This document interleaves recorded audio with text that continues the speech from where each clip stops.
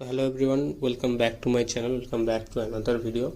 তো তোমরা জানোই যে 3-4 মাস আগে WBSCTর আন্ডারে যে ফর্ম ফিল আপ হয়েছিল 2024-25-এর জন্য, তার কিন্তু মেরিট লিস্ট বেরিয়ে গেছে।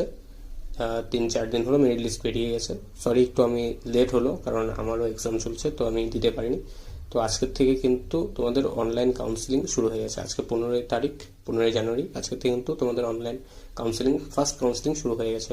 15 থেকে 19 তারিখ পর্যন্ত চলবে। দেখতে পাচ্ছ তোমরা এখানে নোটিশে আছে, তোমরা কিন্তু নোটিশটা ভালোভাবে ফলো করবে। নোটিশে যারা যারা এখনো মেরিট লিস্টটা দেখোনি বা যারা যারা জানো না, তো তারা অবশ্যই মেরিট লিস্টটা দেখে নেবে। এখানে তোমরা দেখবে যে নোটিশগুলো দিয়েছে, নোটিশগুলো ভালোভাবে চেক করবে। আর এই হচ্ছে তোমরা দেখতে পাচ্ছ যে লেখা আছে যে 15 থেকে 19 তারিখ পর্যন্ত কাউন্সিলিং চলবে। তো কাউন্সিলিংয়ের পরে কাউন্সিলিং করার সময় তোমাদের কিন্তু 500 টাকা করে ফি পেমেন্ট করতে হবে। এটাও কিন্তু আছে। এবার তোমরা কাউন্সিলিংয়ের সময় দেখবে যে তোমাদের কলেজগুলো কি করে সিলেক্ট করতে হয়। কলেজগুলো তোমরা 5টা কলেজ সিলেক্ট করতে হয়, ভালোভাবে কলেজগুলো সিলেক্ট করে নেবে।